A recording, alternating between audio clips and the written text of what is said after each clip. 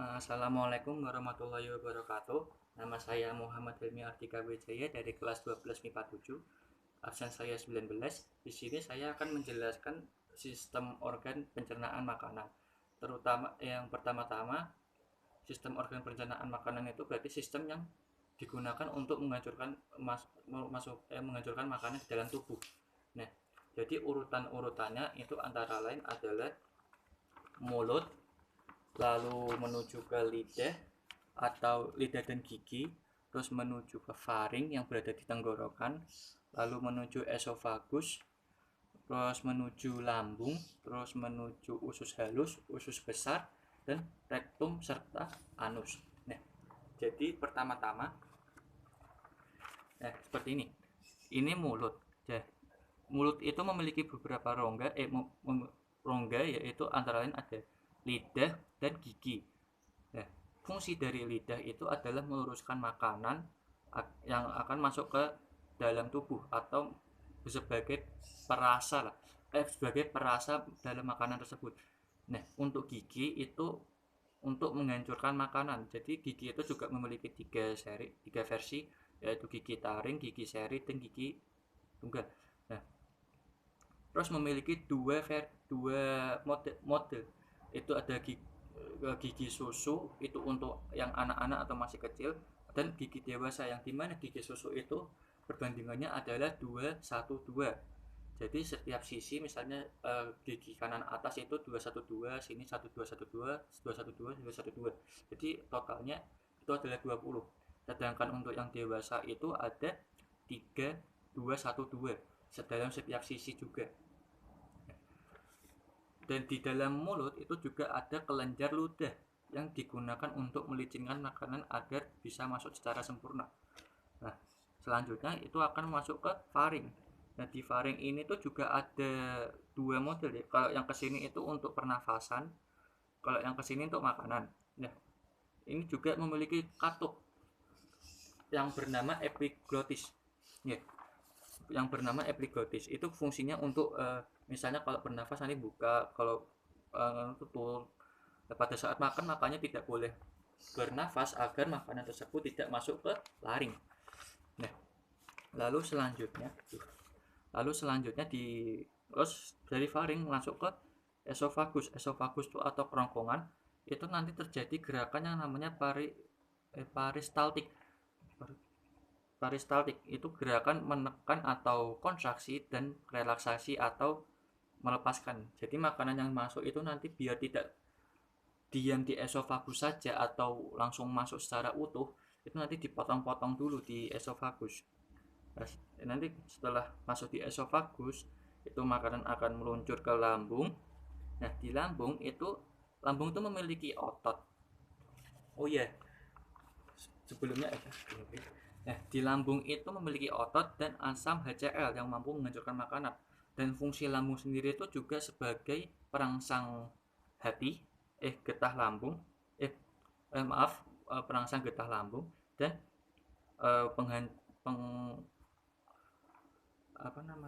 pembunuh kuman dan bakteri. Jadi makanan yang misalnya ada bakteri-bakteri yang misalnya makanan yang habis jatuh 5 menit itu nanti bisa dihancurkan di lambung dahulu sebelum masuk ke organ bawahnya. Nah, nanti di lambung ini terjadi penghancuran makanan, namun tidak semuanya. Nah, bukan tidak semuanya, maksudnya tidak secara keseluruhan, karena nanti pokoknya nanti masuk terus ke usus halus. Nah, di usus halus ini juga dibagi 3, yaitu ada duodenum, jejunum, dan ileum. Dan usus halus itu juga memiliki 3 enzim, yaitu maltase, amilase, dan yang satu saya lupa. Terus yang selanjutnya, usus halus itu juga mampu merangsang 2 organ pencernaan yang tidak dimasuki secara langsung, yaitu ada hati dan ada pankreas. Nah, fungsi itu juga ada pokoknya usus halus itu juga bisa merangsang pankreas dan hati, merangsang getahnya untuk makanannya juga, menghancurkan makanan juga. Nah, setelah makanan beraliran di usus halus, itu akan keluar lewat usus besar. Setelah usus besar nanti ini keluar lewat rektum anus. Nah, sebelum keluar lewat anus, makanan itu yang sisa-sisa makanan itu akan dihancurkan di usus besar. Nah, usus besar ini adalah bagian yang paling, jika ditampangkan tuh paling gitulah, karena di sini tuh banyak bakterinya, terutama bakteri Escherichia coli atau bakteri E. coli yang mampu menghancurkan makanan-makanan tersebut. Di sini tuh cukup banyak ya, karena dibutuhkan juga. Nah, terus pada saat sudah di Escherichia coli, sudah di usus besar atau kolon, itu nanti akan dikeluarkan melalui rektum dan anus. Ini untuk keluar makanannya. Nah, jadi yang seperti saya jelaskan tadi, berarti di mulut itu ada lidah, ada gigi, dan ada kelenjar ludah yang masing-masing memiliki fungsi, yaitu gigi menghancurkan makanan, terus ada ludah yang melicinkan makanan, dan dan lidah yang meluruskan makanan atau menciptakan rasa dari makanan tersebut. Lalu ada di sini ada melalui ke faring. Ya, di faring ini juga memiliki katup yang namanya epiglottis. Itu untuk apa? Misalnya untuk bernafas, itu berarti buka. Bernafas itu buka, terus nanti nutup lagi kalau sudah nutup deh. Nanti kalau sudah nutup berarti masuk ke faring. Ya, faring ini nanti terjadi gerakan peristaltik atau gerakan mendorong, yang dimana ada kontraksi dan relaksasi, yang dimana pada saat posisi makanan tersebut berarti sedang relaksasi, pada saat menyempit berarti sedang kontraksi. Jadi itu kayak mendorong gitu. Terus masuk ke lambung. Di lambung ini juga memiliki otot, yang dimana otot-otot itu mampu menghancurkan makanan, yang dibantu oleh HCl atau asam klorida atau asam kuat yang ada di dalam tubuh. Nah, terus nanti di lambung ini juga mampu dihancurkan kuman dan bakteri jahat maksudnya. Terus juga mampu merangsang getah lambung. Nah, setelah di sini nanti masuk ke usus besar. Di usus besar itu nanti juga ada 3 jenis, yaitu usus halus maksudnya. Ada 3 jenis usus halus, yaitu ada duodenum, jejunum, dan ileum, yang masing-masing memiliki ukuran sendiri-sendiri. Yang duodenum itu memiliki 25 cm, jejunum itu 7 meter, dan untuk ileum itu memiliki 1 meter. Nah, lalu setelah makanan dihancurkan dan dirangsang, akan masuk ke usus besar. Usus besar ini adalah bagian organ tubuh yang paling itulah. Jadi makanan pada saat kita BAB, makanya kenapa makanan tersebut bisa berupa gumpalan-gumpalan seperti itu karena sudah dihancurkan oleh E. coli. Jadi di sini nanti meluncur itu dalam proses juga penghancuran juga setelah dari lambung ya. Itu nanti juga dihancurkan dan keluarnya seperti itu. Jadi tidak utuh, tidak langsung misalnya makannya pizza keluar pizza itu nggak mungkin, karena sudah dihancurkan dahulu. Dan misalnya makannya sebesar ini, terus nanti kan keluar segini, itu kan juga karena sudah dihancurkan juga, jadi remas-remas oleh lambung dan dihancurkan oleh E. coli juga. Nah, nanti keluar lewat rektum dan anus. Nah, untuk urutannya seperti ini: dari mulut, lidah dan gigi, terus faring, terus esofagus, lambung, terus usus halus, usus besar, rektum, dan anus.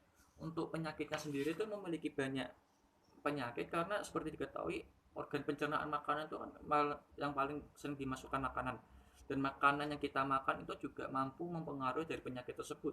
Misalnya aja tipes itu dipengaruhi oleh bakteri Salmonella typhosa yang berada di usus. Terus ada mah atau kelebihan asam. Nah, kelebihan asam itu biasanya karena kita tidak makan atau kenapa. Terus ada diare itu biasanya fesesnya encer banget. Jadi misalnya kalau kita lagi BAB itu encer banget, terus disertai dengan rasa mules dan pusing-pusing, itu diare. Nah, terus ada kolera, terus ada disentri, terus ada appendix sitis. Appendix itu ini ya, bagian kecil ini namanya appendix atau usus buntu. Usus buntu ini tuh tidak berpengaruh pada organ makanan ya, karena usus buntu pun jika tidak ada itu masih bisa hidup manusia, masih bisa makan. Nah, di usus buntu ini pun banyak orang yang tidak memiliki. Misalnya penyakit usus buntu itu orang masih bisa makan dan masih bisa hidup. Terus ada konstipasi itu apa, kalau misalnya kita lagi mau BAB kita kekurangan pepaya itu biasanya kita mengalami konstipasi atau susah keluar. Ya, terus ada apa namanya, serostomia itu produksi saliva yang sedikit. Terus ada protiktif itu infeksi kelenjar protis atau gondong. Gondong terus gondong ya, gondong tuh gondong. Terus ada ini kolera itu muntaber, kolera muntaber. Terus ya dan lain-lainnya. Nah, jadi kesimpulannya adalah organ pencernaan makanan itu adalah organ yang cukup panjang prosesnya. Jadi memiliki 9, bahkan 9, ada yang mengatakan 7 tahap, ada yang mengatakan 6 tahap, dan ada yang mengatakan 9 tahap. Nah, untuk penyakitnya pun cukup banyak karena pencernaan makanan itu paling sering dimasuki oleh makanan. Jadi makanan pun jika tidak bersih atau ya misalnya kita makannya ya junk food terus misalnya makanan yang jatuh 5 menit kita makan tidak apa-apa, itu nanti juga berpengaruh di penyakit pencernaan makanan. Maka dari itu apa namanya, kita harus benar-benar berhati-hati dalam menjaga pencernaan makanan kita, karena misalnya kalau misalnya usus kita sudah kenapa-napa juga tidak baik, apalagi lambung. Kalau lambung kita ada bocor ya sudah. Cukup sekian, terima kasih. Saya Muhammad Mardika Wijaya pamit undur diri. Wassalamualaikum warahmatullahi wabarakatuh.